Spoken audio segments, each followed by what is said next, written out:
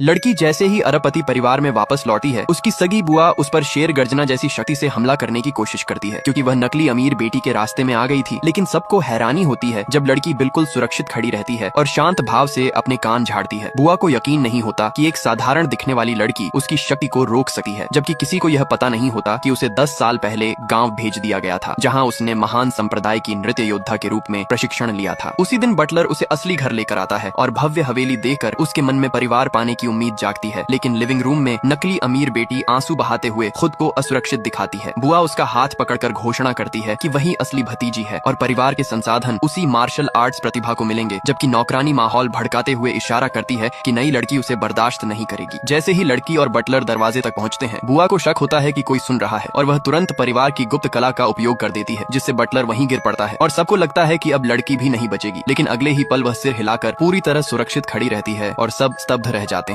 नकली बेटी तुरंत मासूम बनकर कहती है कि वह बहन से कुछ नहीं छीनेगी, जबकि लड़की शांत स्वर में जवाब देती है कि अगर वह नियम मानेगी तो उसे किसी बात का डर नहीं होगा। बुआ उसे गांव की बदतमीज कहकर डांटती है, लेकिन दादा आगे बढ़कर दोनों पोतियों को घर में रखने का फैसला करते हैं और लड़की को कमरे तक छोड़ने जाते हैं। तभी लड़की नौकरानी की आंखों में छिपी दुर्भावना पहचान लेती है। कमरे में दादा पूछते हैं कि उसने शेर गर्जना को कैसे रोका, तो वह बताती है कि उसने यान माँ से ताई ची सीखी है, जो कठोरता को कोमलता में बदल देती है, और वह तुरंत प्रदर्शन करके सबको चौंका देती है। 6 दिन में उसने वह स्तर पा लिया जो नकली बेटी को 3 महीने में मिला था, और दादा समझ जाते हैं कि उसकी प्रतिभा असाधारण है। इसके बाद वह परिवार की दूसरी कला भी एक नजर में सीख लेती है और साफ कहती है कि अभी जो दिखाया गया वह भी उसने समझ लिया है, जिससे दादा उसे मार्शल हॉल ले जाने का निश्चय करते हैं। हालांकि वह कहती है कि उसे और सीखने की जरूरत नहीं, जिस पर बुआ और नकली बेटी उसका मजाक उड़ाती है। बुआ परखने के लिए उसकी आंतरिक शक्ति जांचती है और पाती है कि उसमें कोई पारंपरिक ऊर्जा नहीं है, जिससे सब हैरान हो जाते हैं और नौकरानी उसे वापस गाँव भेजने का सुझाव देती है, लेकिन दादा उसका साथ देते हैं। आंगन में नकली बेटी गुप्त ग्रंथ का अभ्यास करती है और नौकरानी उसकी तारीफ करती है, जबकि लड़की संतुलन की सलाह देती है और ताने सुनने के बाद हल्के से पत्थर की बेंच को लात मारती है, जो टूटकर दीवार तक असर छोड़ देती है और सबको समझ आ जाता है कि उसकी ताकत अलग तरह की है। वह सिखाना चाहती है पर बुआ इसे गलत समझती है और डांट देती है। तब दादा उसे समझाकर मार्शल हॉल चलने को कहते हैं और एक इच्छा पूरी करने का वादा करते हैं, जिससे वह यान माँ के लिए उपहार लेने के विचार से मान जाती है। मार्शल हॉल में उसकी आंतरिक शक्ति न होने के कारण उसे हल्के में लिया जाता है और कहा जाता है कि यहाँ ताकतवर ही नेता होता है, पर वह झुकने से इनकार करती है और चुनौती देने वालों को याद दिलाती है कि असली ताकत प्रदर्शन से साबित होती है।